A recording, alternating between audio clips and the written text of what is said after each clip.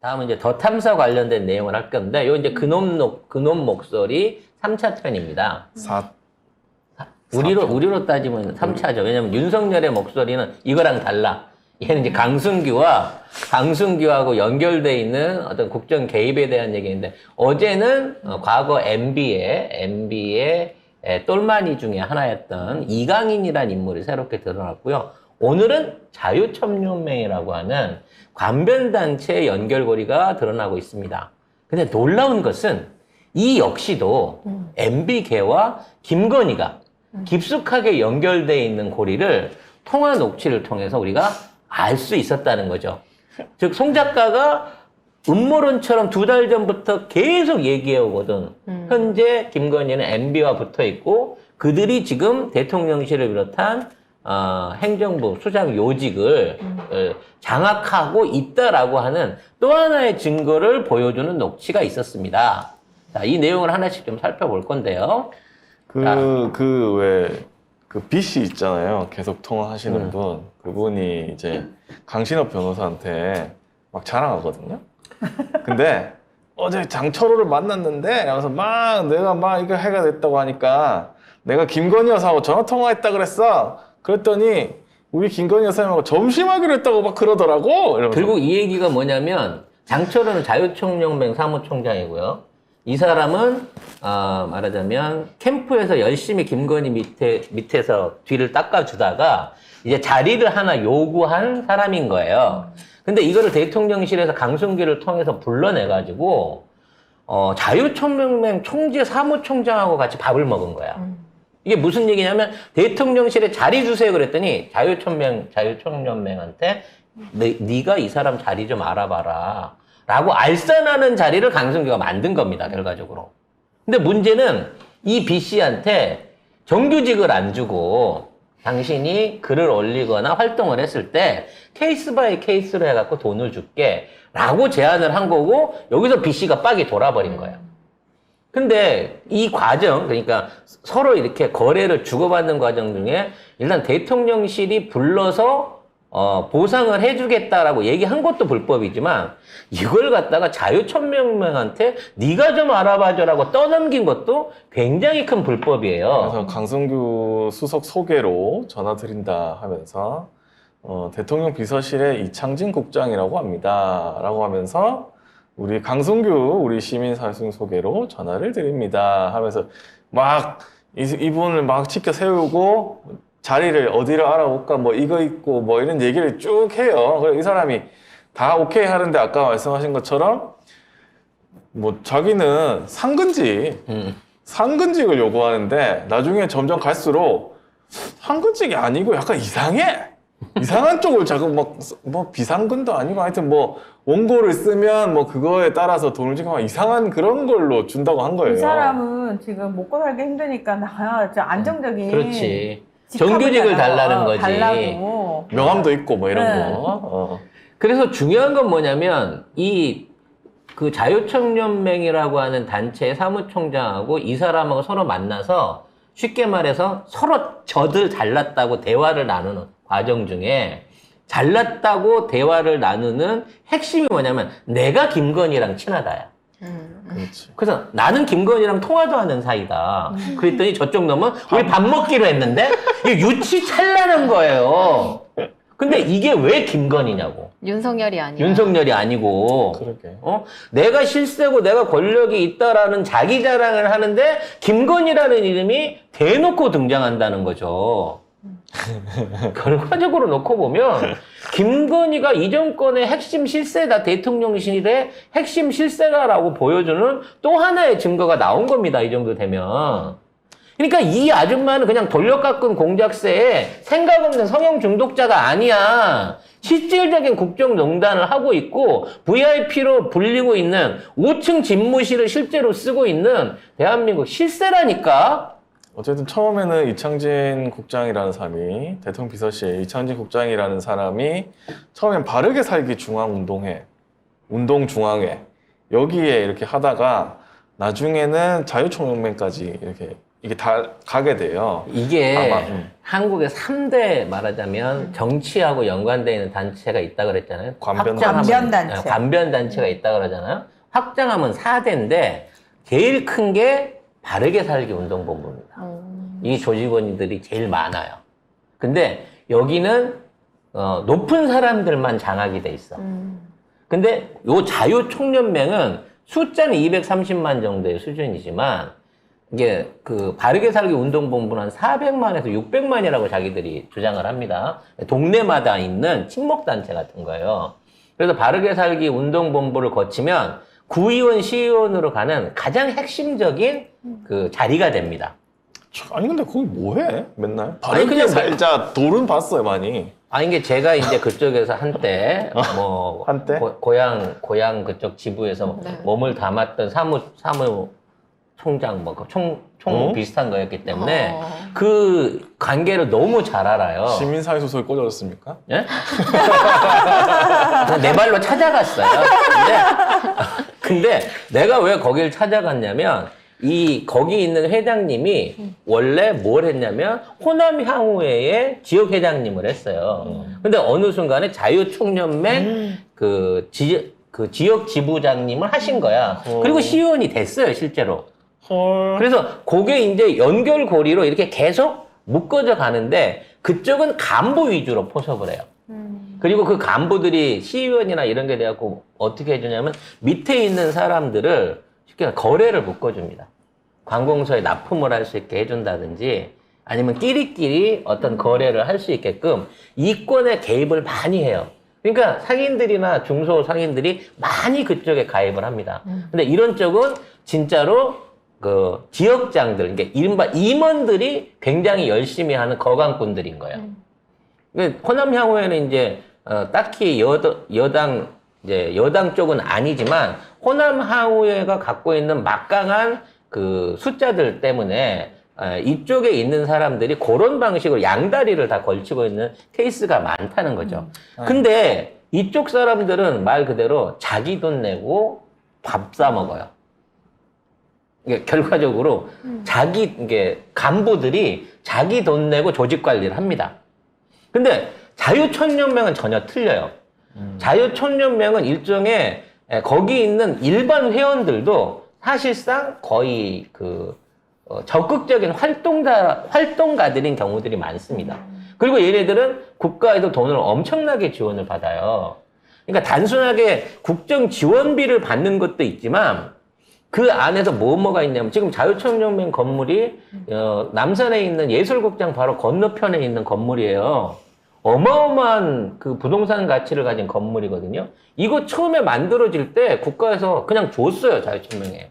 그리고 자유총연맹이 어려울 때마다 이명박 같은 애들이 자유총연맹한테 한전에 있는 고지서, 그러니까 전력 요금을 고지하는 업체를 만들어 갖고 거기에 지분을 자유총연맹한테 줬습니다. 그래서 막대한 이권 사업에 참여를 하고 있는 거예요. 자유총연맹의 올해 보조금은 138억 9,461만 원입니다. 그러니까 130억을 받는데 그 이외의 수익 사업을 국가가 엄청 밀어준다니까. 그리고 부동산이나 숨겨져 있는 자산들이 어마어마하게 많아요. 그리고 이 돈으로 갖고 조직원들을 직접 관리를 합니다. 그러니까 얘네들은 자유총연맹 소속돼 있는 사람들은 말단에 있는 일반 회원들까지도 다 돈을 받는다고 보면 되는 거야. 그래서 앞에 있는 뭐 바르게 살기 운동본부나 뭐 새마을 후계자, 그다음에 호남 향후회 이런 쪽에 비해서 이쪽은 진짜 특화가 돼 있는 조직이라고 봐야 돼. 관변단체로서. 어쨌든 바르게 거기가 잘 안 됐는지 이분이 이제 자유총연맹 사무총장 좀 뭐 얘기를 했나 봐요. 근데 그쪽은 또 뭐 저쪽에 협의된 분이 있다라고 얘기를 한 거예요. 자리를 못 준다는 거죠. 근데 이렇게 되면 대통령실에서 자유총연맹의 그 인사에 개입했다는 소리예요. 이렇게 하면 안 돼.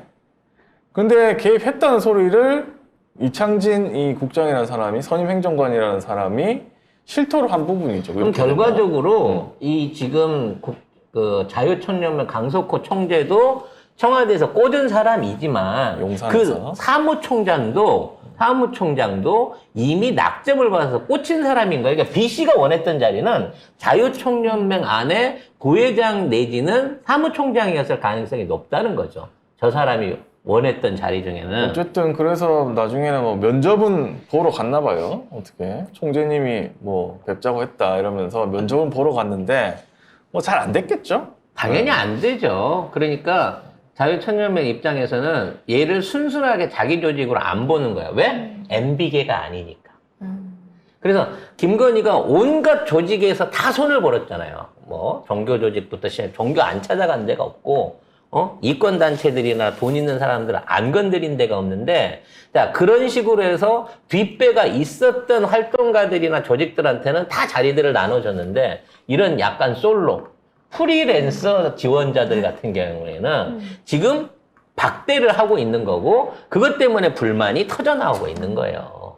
나 진짜 궁금해. 이 사람 누구야? 물론 무슨 농객이래잖아요. 그러니까 내가 보기엔 인터넷 농객일 가능성이 높아요. 그러면서 글 일부 쓰고. 구구단체 이끌고 있는 사람이겠죠. 분명은 유튜버는 아니에요.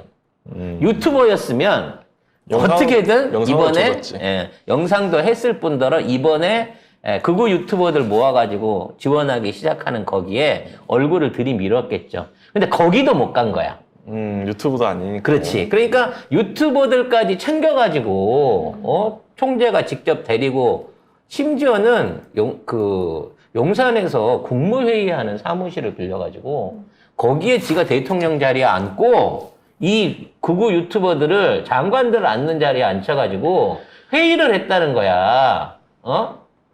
대한민국 장관과 대통령이 일하고 회의하는 그 사무실을 얘네들을 위해서 내줬다는 겁니다. 말도 안 되는 특혜죠. 그러니까 자유총연맹이 지금 하고 있는 일은 우리 세금으로 극우 유튜버를 길러가지고 야당을 탄압하는 일을 최전선에서 하는 그런 꼬라지예요. 지금 우리 세금이 이렇게 쓰이고 있어. 심지어 그 안에는 우리에게 익숙한 이름도 있어요. 우리 고발했었던 김상진 씨를 비롯한 그런 극우 유튜버들이 국무회의 회의장에 들어가고 하는 소리가, 지금 신고당해서 벌금이 많이 나와요. 또는 수입 중지가 돼서 어려워요. 도와주세요라고 얘기하니까 방법 알아보겠다고.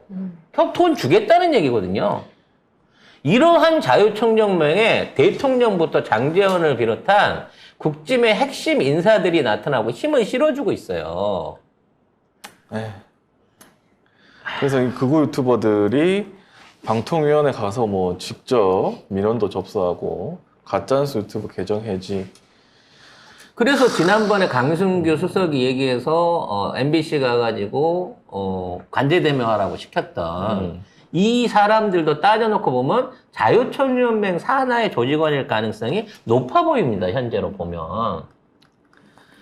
결국 이 자유총연맹이라는 이름 우리가 처음 들은 게 어디였습니까?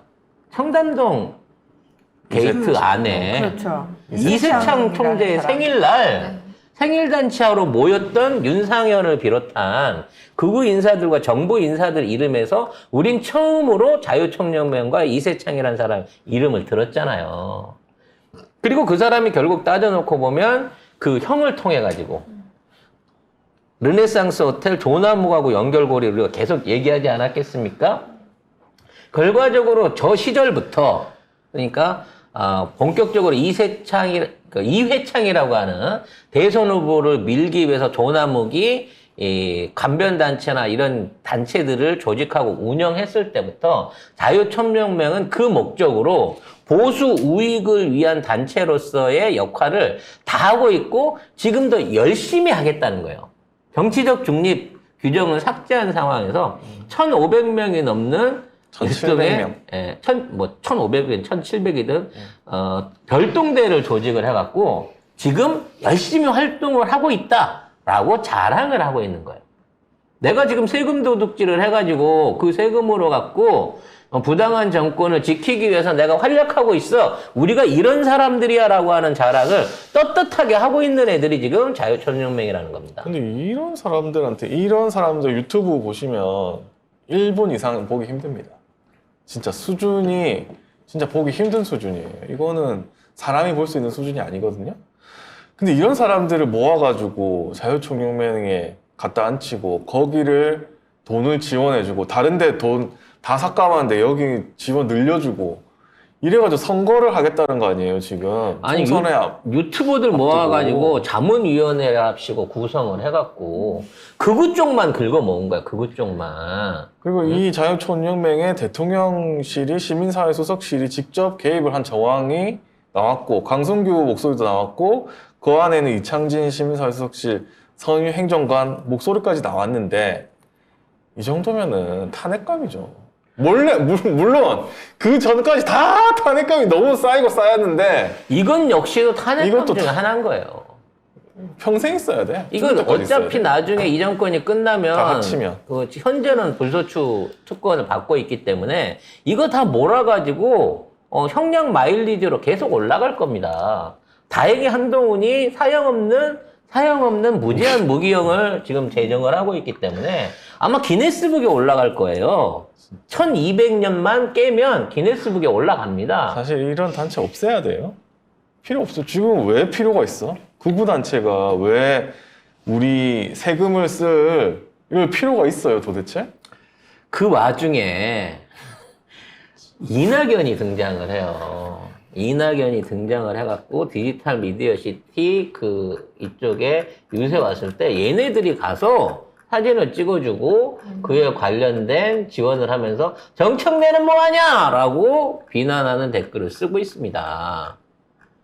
그 밑에는 이태원 참사에 대해서 정치 선동한다라고 이지랄 하고 있는 거가 있다는 거죠. 그러면 조금 오래전에 양산 사자 앞에 가서 쌩욕하고 했던 놈들도 결국은 자유총연맹 산하 내지는 그와 연결고리를 갖고 지원을 받으면서 했다라고 하는 합리적인 의심이 가능하지 않습니까? 그때 나는 궁금한 게 그런 극우 유튜버들을 진짜 1분도 듣기 힘든데 보통 사람이면 그걸 보고 사람들이 아 윤석열이 잘하고 있네 라고 생각을 할까? 찍어야겠다고 생각을 할까? 난 그게 더 의심스러워. 놀랍게도 한다는 거예요. 해요? 우리 어머니 갑자기 얘기하면 그 어머니도 들으시는데 아. 우리 어머니 친구분의 한 분도 열렬한 호남분인데 열렬한 안철수 지지자가 있었어요. 에? 근데 이분이 윤석열하고 손잡고 난 다음에 윤석열 지지자로 넘어간 거야. 어머. 나는 이게 어떻게 가능한가 싶어. 가능하나? 아. 민주당을 믿던 사람이 안철수를 믿고, 그러니까 김대중 선생님이라고 안 하면 막 승질을 내던 엄마였거든요. 엄마 친구였는데 네. 이 사람이 어느 날 갑자기 안철수에 미쳐가지고 안철수를 따라다녀. 지금은 윤석열 바가 돼 계신 거야. 70이 넘으셨는데. 그래서 맨날 저랑 전화하면 그거 갖고 싸워요. 자네는 뭐 왜 방송에서 그런 방송을 하는가? 그러면 아니 도대체 그럼 어머니는 김대중 선생님을 그렇게 추앙하시던 분이 그때 난 정치를 모를 때야. 엄마 친구로서 어렸을 때 봤으니까 투표권도 없을 텐데 그 군사정권 시대 그 5.18 이후에 김대중 선생님을 그렇게 찾던 분이 네. 지금 어떻게 윤석열을 지지할 수 있냐고 물어보면 그랬더니 말을 못해요.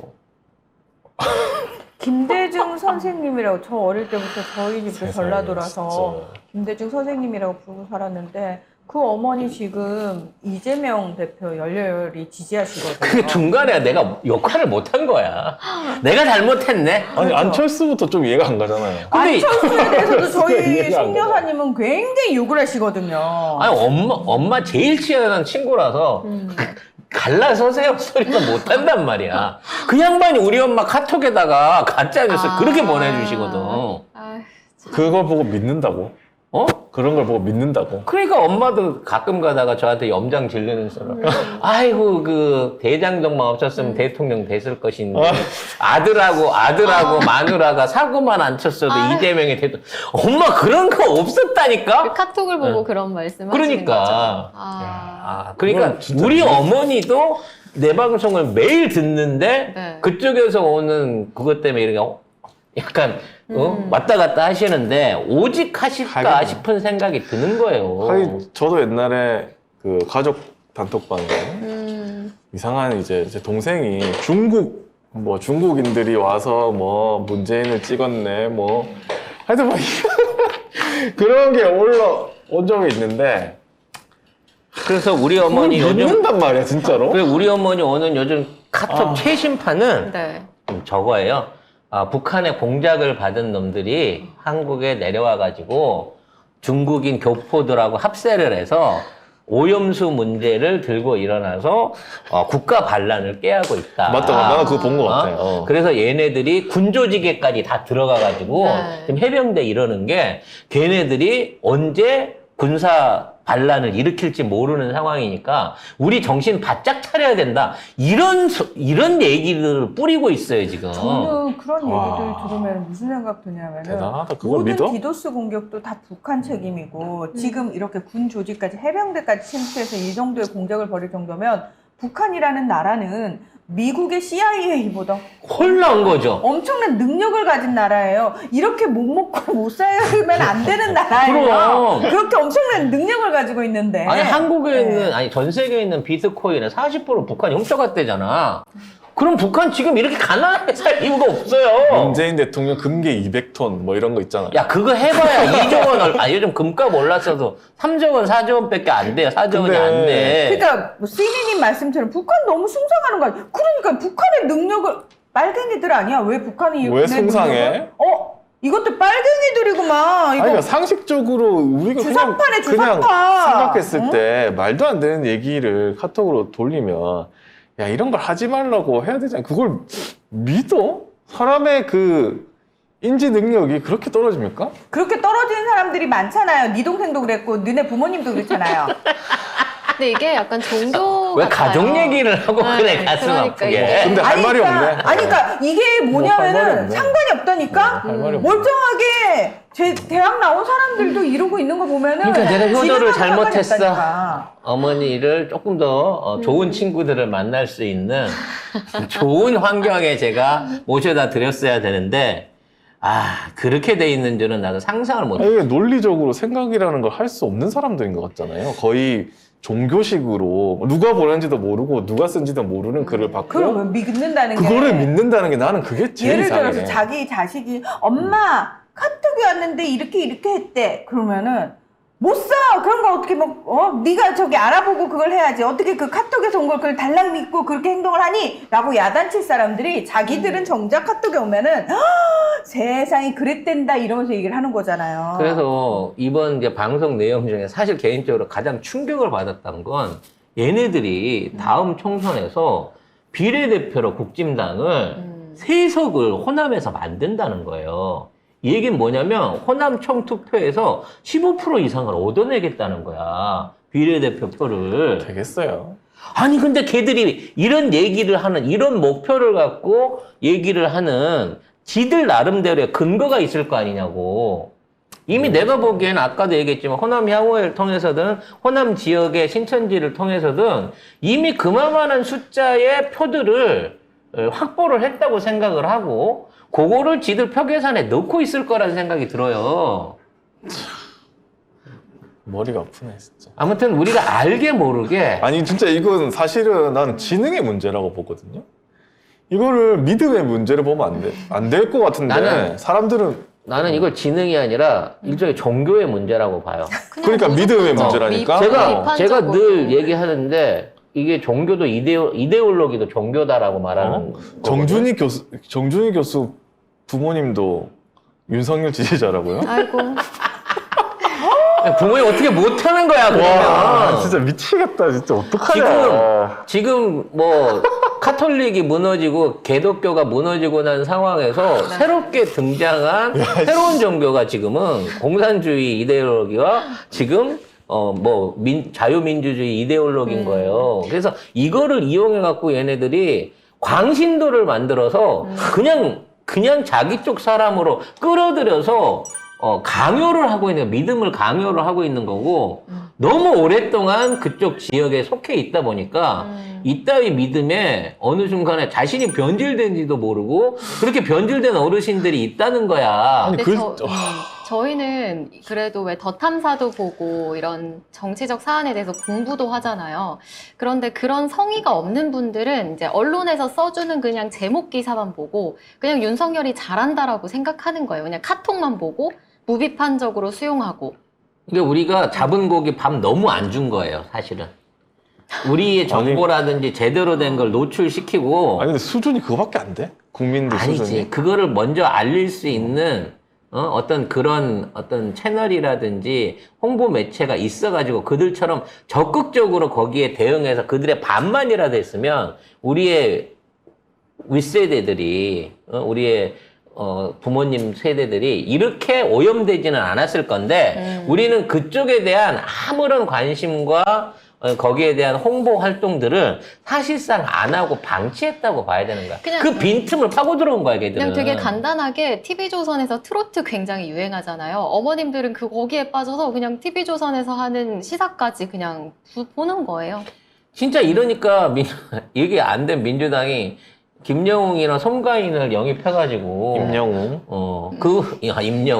임영웅이나 송가인을 영입해갖고 그분들을 활용한 대민 어떤 그 홍보 작업이라도 나는 해야 된다고 봐. 아, 그거 그렇게 할 수가 없는 게 그렇게 하잖아요. 임영웅이랑 송가인 죽이려고 들고 맞아요. 지금 김윤아도 김윤아 씨 죽이려잖아. 글 한 번 썼다가 지금 김윤아 씨 죽이려고 달려드는 거 보세요. 김기현. 아무튼 답답하네. 정상이 아니에요, 이놈의 나라는 현재. 이 비정상을 예전처럼 천천히 바꿔가면서 나도 이제 이거 포기했어. 그냥 합법적인 방법으로 안 될 것 같아요. 네. 뭔가 큰 어떤 계기가 있어서 얘네들이 스스로 내려오거나 아니면 물리력이나 뭐 어떤 형태를 통해 갖고 강제로 끌어내릴 수 있는 방법을 동원되지 않으면 진짜 이 나라의 미래는 없다라는 걱정이 계속됩니다. 왜? 우리 모르는 사이 얘들은 이렇게 열심히 준비하고 있잖아요. 바닥에서 작은 사람, 작은 조직들을 운영해가지고 어떻게든 우리는 지금 큰 그림하고 막 국민 복지 얘기하고 뭐 경제 얘기하고 이런 거 하고 있지만 네.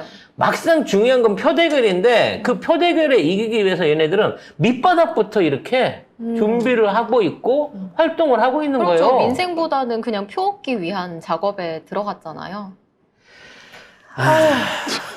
정말 한심이 나는 상황이고요. 아니 이걸 세뇌를 한다고 세뇌를 당하는 사람 이상한 거 아니에요? 이 정도 우리가 방송을 해버리면 네. 더 탐사하고 더더 탐사는 전혀 다른 방송 아니냐?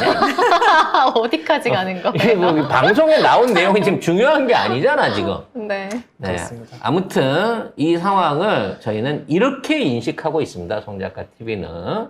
네. 설마 이제 더 탐사에서 우리한테 KTV처럼 저작권 얘기는 안 하시겠죠?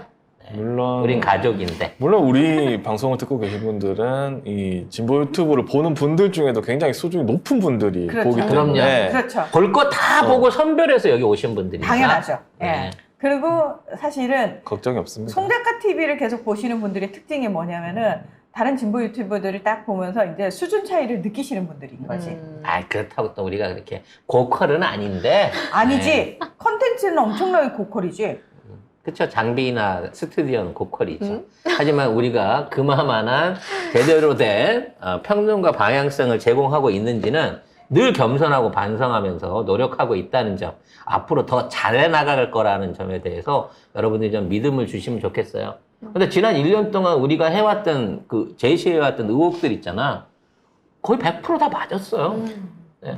특히나 MB에 등장하고 그다음에 김건희하고 연결고리 그리고 검찰과 MB계의 전쟁에 대해서 언급한 유튜버는 저희가 처음이고 거의 유일한 방송이라는 점을 조남욱 회장 비롯한 르네상스 조직들에 대한 그 의혹부터 저희 방송만이 이러한 방향으로 지금까지 방송을 해왔었다는 거를 여러분들 꼭 기억해 주셔야 됩니다. 네, 우리는 난 딴 데서는 뭔 소리를 하는지 몰라. 죄송합니다. 더 탐사회는 안 봐요. 아 그렇구나. 죄송합니다. 더 탐사 외에 다른 방송을 안 봐요. 저도 여러 개 보다가 네. 못 보겠더라고요. 저희는 매우 특이한 시점, 매우 주관적이긴 하나 공감이 갈 수 있는 시점으로 여러분에게 시사를 풀어드리고 있다는 점, 그 가치를 많이 사랑해 주시기 바라겠습니다.